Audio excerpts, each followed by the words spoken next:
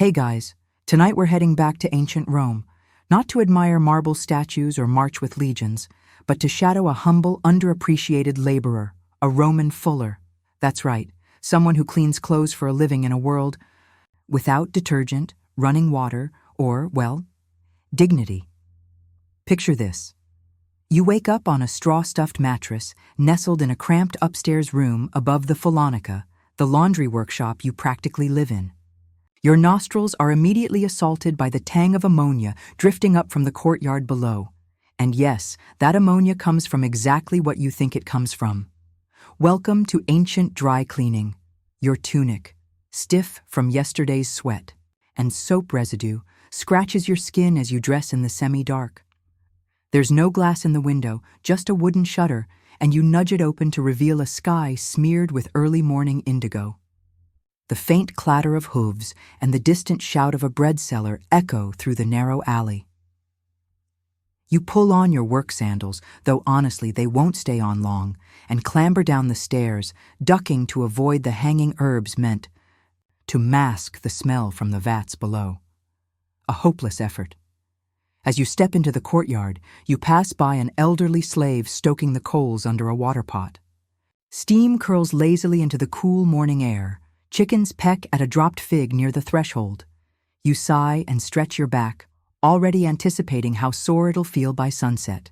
You're not alone. A few fellow Fullones are yawning and muttering, nearby, rubbing their eyes, shifting crates of chalk powder and alum. Someone's already broken into the communal breakfast, a crust of yesterday's barley bread and a clay jug of water that's debatably clean. Your job today? More of the same. Washing, treading, rinsing, drying, and sometimes dyeing. But, as repetitive as it sounds, no two garments are quite the same. One day, it's a merchant's saffron-dyed tunic stained with wine. The next, it's a senator's white toga smeared with olive oil and something you really hope is just fig jam. You splash some water on your face from a basin. It smells faintly of yesterday's soap ash and someone else's armpit. Nice. So, before you get comfortable, take a moment to like the video and subscribe, but only if you genuinely enjoy what I do here. Let me know in the comments where you're watching from and what time it is for you. I love seeing sleepy travelers from all over the world. Now dim the lights, maybe turn on a fan for that soft background hum, and let's ease into tonight's journey together. As the sun rises higher and the courtyard fills with the sleepy rhythm of pre-industrial labor, you grab your first load of garments from a woven reed basket, wool tunics already sorted for stomping. You catch a glimpse of your reflection in the bronze ladle hanging by the well, bags under the eyes, chalk in your hair, dignity nowhere to be found. You heave open the lid of the nearest vat, one of many stone basins sunk into the workshop floor. A cloud of something wafts up. It's warm, it's wet, it's been fermenting, and it's full of urine, human urine, collected from amphorae stationed across the city, often with little signs encouraging donations from passers-by. Public pee for the public good, you once joked. Historians still argue whether Romans actually used only human urine, or if they ever substituted animal urine in hard times. Either way, it works. Alkaline compounds in the liquid help dissolve oils and loosen grime. The catch? You have to stomp the fabric with your bare feet to activate the cleaning process. Before diving in, you mutter a quick thanks to Fortuna, goddess of luck and questionable workplace safety. The floor's slick. And last week, someone lost a toenail. You lower the first armload of tunics into the vat. The heat of the liquid seeps through the fabric and against your skin. Not unpleasant if you ignore the smell, which you try to, repeatedly. You grip the sides of the basin, lift your right foot, and begin the slow, deliberate rhythm of the treading. Step, squelch. Step, squelch. To an outsider, it might seem ridiculous, like some civic punishment dreamt up by a wine-drunk magistrate. But to you, it's just another Tuesday. Nearby, someone hums a bawdy tavern song. The steam rises gently, catching the morning light filtering through the open roof slats. You fall into a trance, pacing and pressing, pressing and pacing. A scholar once wrote that Fuller's pounded out impurities like poets tease out meaning. You think he probably never had to scrape pigeon droppings off a senator's bedsheet. After about half an hour, your calves start to ache. One of the younger apprentices, barely 11 years old, offers to take over. You nod and climb out, wiping your feet on the edge of the stone and grabbing a towel from a nearby peg. You stretch your back and breathe in deeply. Regret. The day's only just begun. You head toward the rinsing troughs, ducking under a dangling string of laundered tunics dripping like soggy flags in a defeated army. Your skin is already pruny from the tread vat, but there's no time for vanity in this line of work. You lift a freshly stomped tunic, now warm, pungent, and suspiciously heavier, and walk it over to the rinsing pool. This basin is fed by a sluggish lead pipe from a nearby aqueduct, meaning it qualifies as running water by Roman standards. It trickles in with a sound like a bored man pouring wine, and leaves via a slightly cracked drain lined with small river stones. Some mornings, that drain is your favorite part of the workshop. You plunge the tunic into the cold water and begin. The rinse, scrubbing out suds and stomping residue, lifting the fabric up and over itself.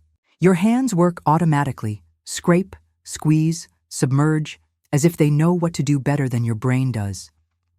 That's good. Your brain is already dreaming of lunchtime. The rinsing process isn't glamorous. The water turns cloudy quickly, and someone has to keep unclogging the drain with a stick. That someone is often you. Still, this part feels cleaner, simpler, almost meditative. Except for when a fish carcass occasionally shows up from upstream. That breaks the vibe. Today's rinse is for wool only. Linen and cotton come later, and they're always trickier. You wonder for the 100th time how anyone gets blood out of a woolen cloak without divine intervention or burning it all together. Your master says the trick is timing. Too little treading, and it stains. Too much, and it becomes a garment-shaped sponge. Historians still argue whether certain fullers kept secret formulas for stain removal, your master once told you, while smearing lye and chalk across a senator's toga like some tunic whisperer. Maybe they just yelled at the stains long enough. There's a quiet sort of pride in the rinse.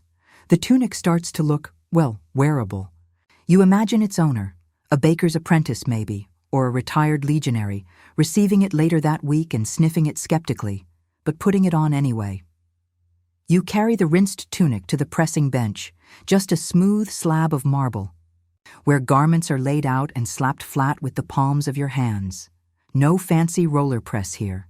Just you, your forearms, and elbow grease. Sometimes, to set folds, you use heated paddles. But mostly, it's pressure and patience. Once pressed, it's time for the chalk dust. A big wooden bowl of it waits on the shelf nearby, the fine white powder gleaming like sifted flour in the sun. You sprinkle it on generously. Not too little, or the color will run. Not too much, or the client will think you're trying to make it look newer than it really is. And yes, you're standing barefoot on a slippery stone slab while doing all this. If the gods had a sense of humor, and you suspect they do, they invented fullers purely to test it. Your stomach growls. A neighboring fuller, a tall, curly-haired man who insists on singing love songs while working, passes you a fig from his pouch. It's mushy but sweet. You nod your thanks, mouth full. He grins and sings louder. The light has shifted now. Mid-morning, golden and bright, slants in through the slatted roof, catching the floating chalk dust and making it glow like lazy snow. For a moment, the Fullonica feels almost holy, like a shrine of fabric and fumes. You take in the scene. Rows of stone vats with steam rising, baskets of tangled tunics, boys rushing back from errands with buckets of urine from the amphora collectors stationed by the forum. What a job! Someone has spilled soap ash near the dyeing pit and is being scolded in increasingly creative Latin. You realize you've tuned it all out. You're standing there with chalk-dusted hands and aching feet, but also with that strange sense of competence.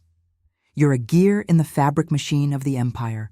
You, standing in yesterday's sweat and ancient pee, are making Rome a little cleaner. Some fullers claim their job is sacred. After all, even the togas of senators pass through your hands. Others say you're the empire's best-kept secret. You prefer to think of yourself as a quiet magician, one who turns stinking rags into respectability. You gather another bundle for the rinse. Your hands sting slightly, the skin raw from lye and chalk. One apprentice nearby wraps linen around his hands for protection. You tried that once. It just made the job slower, and the linen kept slipping. So you go bare-handed, like a fool, or a hero. As you slosh through the rinse water, you hear a muffled clatter. Someone's dropped a bronze jug. The rhythm of the workshop continues around you. Voices, slaps, steps, trickles, sighs. A sleepy symphony of survival. You return to your station, tuning out the background. You work until your arms burn, until the sun is nearly overhead, until your master calls for the midday meal with a clap that echoes through the stone walls. You're halfway through the day. The hard half, the clean half comes next. But for now, you lean against the bench, wipe your forehead with your sleeve, and smile faintly at the absurdity of it all.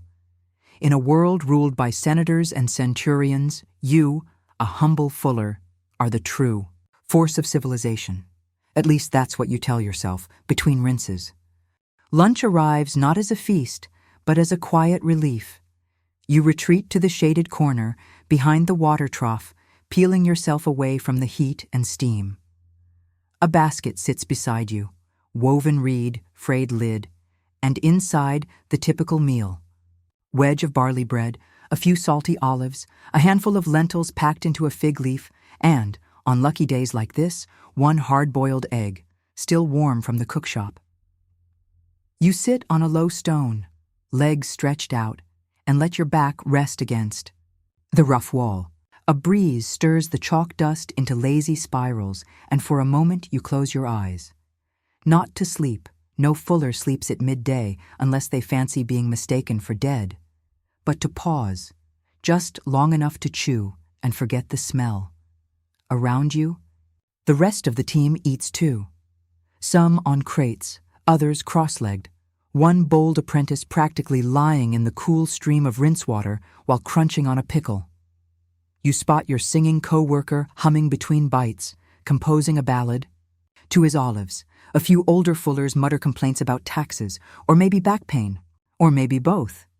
Historians still argue whether lunch breaks were regulated in fulling guilds, your master once said, tearing bread with ink-stained fingers. But I say this. If the emperor himself came in here before I've eaten, I'd pretend to be deaf.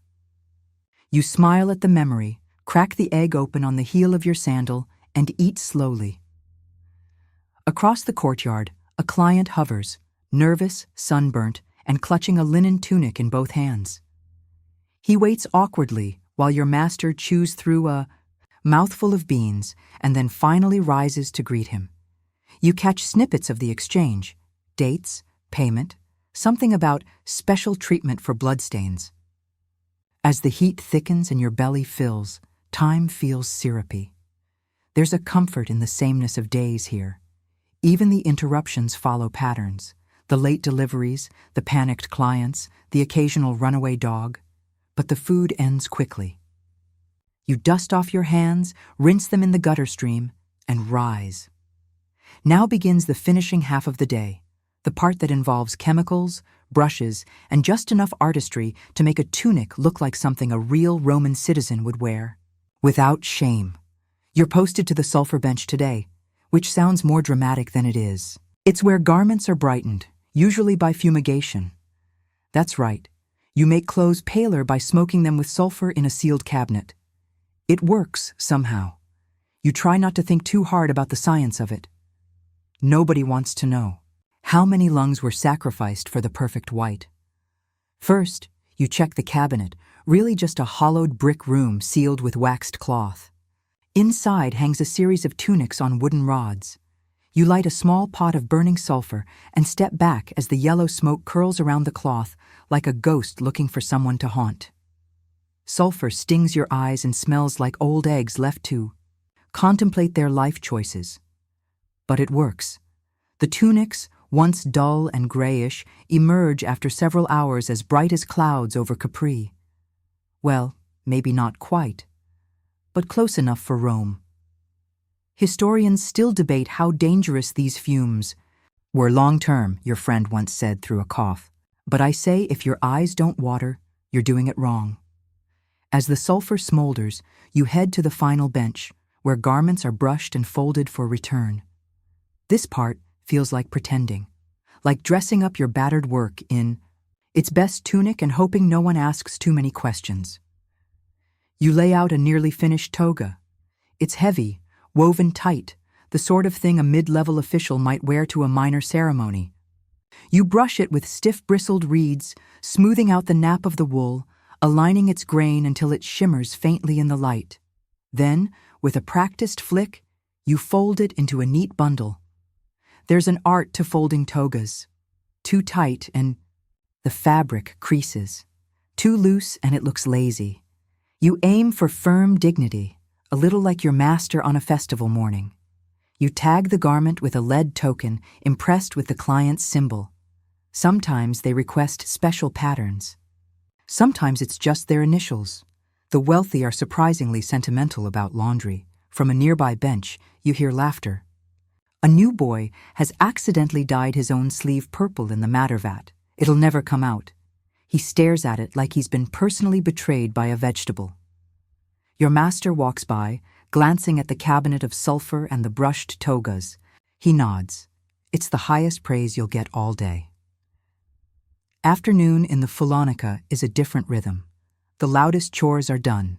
Now it's touch-up work, special treatments, sorting deliveries. You spend half an hour just matching stray tunics to their rightful piles. You find a sandal tucked in a sheet, a half-eaten plum in a laundry sack, and, once, a live lizard. No one ever explains these things. Still, you enjoy the quiet. The sun tilts lower. The air grows lighter. You begin to sense the day winding toward its end, and the thought brings a small, tired smile to your face. One final brush stroke, one final fold. The light begins to turn honey gold as it slants across the courtyard, filtering through the wooden slats of the Fullonica's eaves. You notice how dust motes dance slowly in the beams of sunlight, like lazy bees with nowhere to be. Your arms ache faintly from the morning's trampling and the brushing and folding of the afternoon, but it's that soft, satisfying ache, the kind that means you've done your part, and the day has listened. Now it's time for one of the stranger tasks of the job, scenting the clothes. Yes, that's right. After all the trampling in urine, all the soaking, scrubbing, sulfur smoking, and beating, a few of the nicer garments receive a final aromatic touch. You head to the little herb shed in the corner, where dried lavender, marjoram, and bay leaves hang in orderly bundles from the beams. There's even a little pouch of imported frankincense, saved for a senator's cloak, tucked away like it's ashamed to be here with the rest of the greenery. You take a pinch of crushed rosemary, mixed with thyme and a little myrtle. Some garments get a dusting of these fragrant herbs tucked inside a linen sachet. Others, especially woolen ones, are lightly smoked in a blend of wood chips and resin. It masks the vinegar sharpness of the earlier processes. Well, most of it. Historians still argue whether this step was purely cosmetic, your master once said while sniffing a tunic like a suspicious sommelier, or if people believed herbs purified the cloth spiritually. Frankly, I think it was both. Nobody wants to smell like a tax collector's bathwater. You chuckle softly at that, even now. Because he's right. A cloak can be perfectly white and still unwearable if it smells like last week's anchovies. Once the scenting is done, you and the others gather the day's clean garments into baskets. Clients will start arriving soon, some in person, others Sending slaves or messengers. There's a rush to look orderly. Everyone tucks in tunics, straightens benches, clears the worst of the muck. A few flick the floor with damp brushes, pretending it's cleaner than it is. You're stationed at the receiving bench. One by one, clients arrive, some breezing in like visiting royalty, others scuttling with quiet gratitude. You greet them, match tokens to garments, collect coins, offer the occasional apology for a stubborn stain or a delayed tunic. Most are forgiving. A few are not. One woman insists her toga was brighter last time. You nod sagely and promise it. We'll sparkle like Apollo's chariot next time, and she leaves mollified, muttering something about Jupiter's standards. Then there's the merchant who smells worse than the clothes he's picking up. You hold your breath and count the change carefully. You wonder if he'd benefit from his own sulfur treatment. But not all clients are difficult. One older gentleman brings honey cakes as a thank you. Another winks and says you've made his. Tunic soft enough to charm a Vestal virgin. You just smile and hand him his bundle. By the time the last of the laundry leaves, the sun has slipped behind the western wall, and the Fullonica takes on that in-between glow, part amber, part shadow. Wholly magical.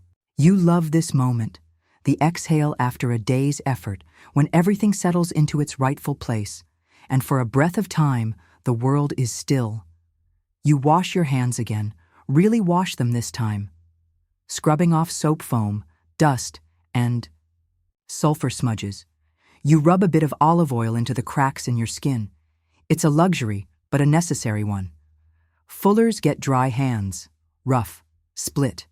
You've seen the older workers with palms like old bark. Historians still debate how fullers maintained their skin, someone once said. Maybe your cousin, maybe a philosopher. Memory's strange that way. But I say olive oil is cheaper than an amputation. You laugh again, quietly. Soon it's time to close up. Tools go back to their racks. Basins are emptied or covered. The sulfur room is sealed, and the fresh herbs are bundled for the next day.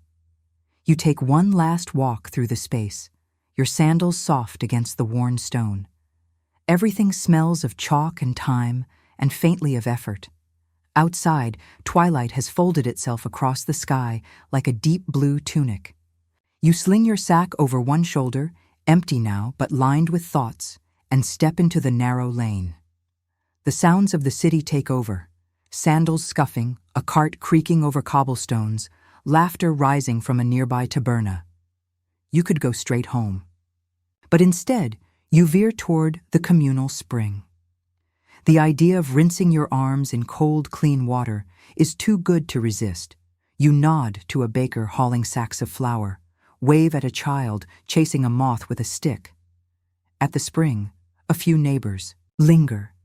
You kneel beside the trough, plunge your hands into the water, and let out a long, barely audible sigh. It's cold and sweet, smelling faintly of mountain stone. Tomorrow, it will all begin again. The trampling, the scrubbing, the clients, the sulfur.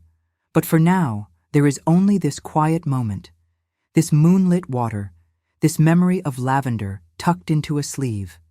You dry your hands on your tunic, tie your sack tighter, and begin the slow walk home. Just one more fuller disappearing into the Roman dusk. The walk home is always a little different. Some evenings the street is loud with gossip and dice games. Other nights, like this one, it hums softly. Just a few scattered torches flickering on clay walls, the scent of grilled onions drifting. From a nearby papina, and a gentle hush settling over the subura like a worn wool blanket.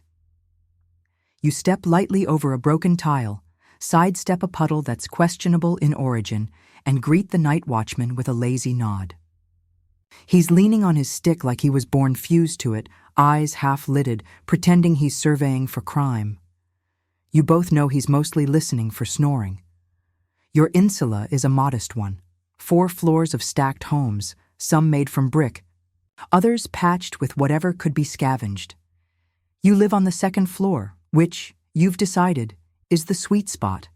Above the street's worst smells, but not so high you risk the stairs collapsing beneath you. A neighbor once lived on the fourth floor. He only lasted one winter before the ladder rotted through, and he ended up renting a stable. Tonight, the stair creaks only once. You slip into your room, the air inside still warm from the day. It's a narrow space, with a wooden cot, a shelf of folded tunics, and a small oil lamp flickering like it's whispering secrets to itself. You light it, mostly out of habit. The moon is enough, really. Your sandals come off with a grateful sigh, followed by the loosening of your tunic's belt. You stretch your arms until your spine pops like dry twigs, then flop onto the cot with the elegance of a dropped laundry sack. You think about the day's batch of linen, about the senator's tunic with its red stripe stitched so carefully, and whether he noticed the tiny herb sachet tucked inside, about the woman who complained and the honey cakes from the old man. You think about water and wool and why laundered. Fabric smells better when you've done the work yourself. Somewhere outside, a lyre strums faintly from another insula. A baby cries. A drunk man sings something about Minerva and bad luck. The city never really sleeps. She just turns over and mumbles in her dreams. You close your eyes for a moment, not to sleep yet, just to rest. And then you remember. Tomorrow is the full moon, which means the Fullonica will be running the night shift. Of course, you'd forgotten. The moonlight helps with whitening. It's not magic, just a helpful superstition. But still, your master believes in it. And so in a few hours, you'll have to rise again, head back, and help with the lunar bleaching, which basically means setting out wet tunics in the moonlight and pretending the gods approve. You groan softly into your blanket. Historians still debate whether this ritual had any effect, your master once admitted, while laying a tunic out with priest-like precision. But what matters, he added, is that the client believes it did. You suppose that's the point of half your job, not just cleaning, but performing cleanliness, making people feel like they're stepping into something fresh and sacred. Even if you know it was once stomped by 3 guys in a vat of pee, you lie there a little longer. Then, with a long sigh, you sit up, relight the oil lamp, and begin. Packing a small satchel, a spare tunic, a chunk of bread, a folded rag to tie around your head if the sulfur gets too heavy.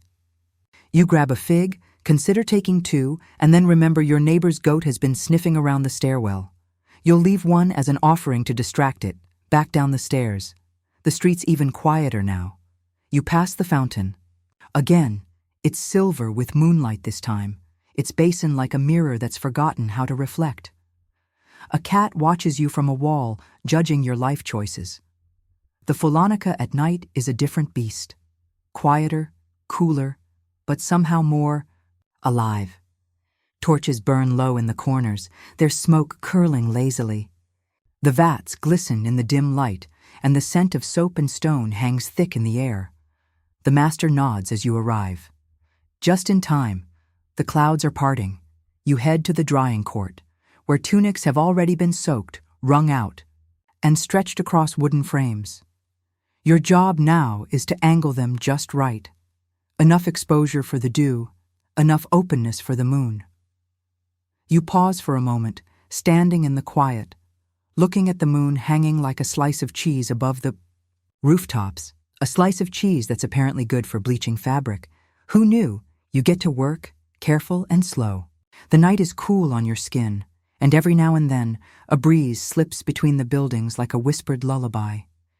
The others murmur softly, moving like shadows in a dream. No one shouts, no one rushes. Night work is a gentler rhythm. You stretch linen and cotton, tighten cords, and hum a tune you heard in the bathhouse last week. Something about a fisherman and an octopus that stole his sandals. You half expect the senator's cloak to start glowing in the moonlight. It doesn't, but it does look content, as if it's resting too. Eventually, all the cloth is laid out. You sit for a while on the edge of a stone trough, chewing your bread slowly. The fig tastes like summer stored in a seed. You can hear the city breathing again, the creak of an ox cart, a cough behind a shutter, the occasional bark of a sleepless dog, and over it all, the moon keeps watch, serene and smug, as if it invented laundry. You lean back against the warm stone, full belly and tired feet, watching the tunics flutter gently under that ancient sky. You think about how odd it is, your whole day built around making things clean. In a city like Rome, that's practically a miracle. Still, you wouldn't trade it. Not even for a job in the forums or a seat in a dusty office. There's a strange kind of peace in your work. It's honest, it's wet, it's pungent, but it's yours. The moon begins its slow descent, slipping behind a cluster of tiled rooftops like a lazy actor exiting stage left. You blink drowsily and stretch your arms overhead, careful not to topple the vat behind you. Your back cracks in protest, and you let out a sleepy laugh. It sounds like a goat choking on its own sneeze. Most of the linens have dried, just enough. You and the others start the next stage, folding the fabric with practiced care, not too tight, not too loose. You press out, wrinkles with the heel of your hand, your fingers stiff from the cold. A few pieces still need another rinse tomorrow, but for now, they're moon-kissed, as your master puts it, with the seriousness of a man announcing a military victory. Someone yawns loud enough to echo. You all chuckle softly. The night shift binds you like a secret club of half-sane, half-soapy conspirators. When the sky shifts from deep violet to ash gray, your master calls it. That's enough. Let the sun do the rest. He sends you home, muttering something about boiling barley for breakfast. You think about asking for some, your stomach is already plotting rebellion, but you know better. He guards his food like, it's the last grain in Rome. You trudge home under the waking sky, passing a pair of donkeys hauling clay jugs. Their driver whistles a tune older than Jupiter, and you nod to him like old friends who've never met. Back at your insula, the sea. Stairs feel twice as steep. You peel off your tunic, still faintly damp with bleach water, and fall into bed like a sack of wet laundry. You don't bother lighting the lamp. You don't even close the shutter. Sleep pounces before you can think twice. When you wake again, it's late morning. Your stomach roars like a lion trapped in a closet. You shuffle down to the street in a fresh tunic and wander to the nearest papina. The cook there knows you by smell, probably. He slides you a bowl of lentils, a heel of bread, and a wink that suggests he overcooked both. You eat slowly, the warmth flooding your chest, your brain still steeped in the half-dream of moonlight and linen. As you chew, you overhear two patrons, talking about the upcoming Saturnalia festival, less than a week away. The wine'll flow like the Tiber, they say. You make a mental note to clean your better tunic. Back at the Fullonica, it's business as usual. Morning vats bubble with heat. Steam rises from the plaster like the building is exhaling. You nod to the others, many of whom also pulled the night shift. No one complains. Complaining is for senators. Today, your task is to prepare fresh urine. Yes, really. Collecting it is half the work. There's a tall amphora out front labeled urinum publicum, essentially a donation jar for bodily fluid. And it's full. Roman hygiene is, if nothing else, a team effort. You haul the container inside with practiced balance. It sloshes, of course. A little splashes onto your foot. You don't flinch. You stopped flinching years ago. You mix it into the washing vat, about a 10-to-1 ratio with water. Then comes the fun part, climbing in and stomping on the clothes. The first step is always the worst, cold, slippery, eye-watering. But once you're in, it's oddly rhythmic, like dancing in jelly, angry, smelly jelly. Historians still argue whether the ammonia in the urine was enough to actually clean the fabrics, your master once muttered as he stirred the vat with a wooden pole, or whether people just convinced themselves it did because it was traditional. You lean toward the former. After all, nothing short of divine intervention could justify this smell. Still, it works, somehow. The fabric brightens, the stains fade, And when combined with Fuller's earth, a chalky clay, you get a kind of miracle slurry that even senators swear by. You switch vats midway through the day, rotating into rinsing. This one's simpler, and your skin thanks you. You dunk tunics into clean water, twist them until your forearms throb, then hang them on thick cords strung across the courtyard. Water drips in rhythmic plinks onto the stone. During lunch, you sit, on the edge of a basin, your feet bare, chewing on a fig and watching a pigeon bathe in a cracked pot. Someone jokes about inviting it to stomp tunics tomorrow. Someone else says it already looks cleaner than Gaius the apprentice. The Fullonica may reek, but it breathes. It has its own rhythm. You've memorized the squeak of the pulley, the creak of the drying beams, the hiss of water on hot stone. You even know which buckets leak and which ones are safe. There's a weird pride to it. You're not a senator, you're not a gladiator, but you keep Rome running, stitch by stitch, rinse by rinse. People complain about dirty tunics, but never about clean ones. As the afternoon stretches toward evening, your final task is brushing. You take a bundle of dry linen and begin working it with a stiff bristle brush. This fluffs the fibers and adds that final flourish of softness. A bit like giving the tunic a polite handshake before sending it off into the world. The sun dips lower, bleeding gold onto the wall. A breeze rolls through, carrying with it the aroma of olives, sweat, ash, and hope. Someone sings a line of a song from the bathhouse. You hum along. Tomorrow, you'll do it all again. The vats, the brushing, the moon shifts, the strange science of smell and cleanliness. But for now, your hands rest in your lap, tingling with the day's work. You smile, softly. You made things cleaner today, and in Rome, that's nothing short of heroic.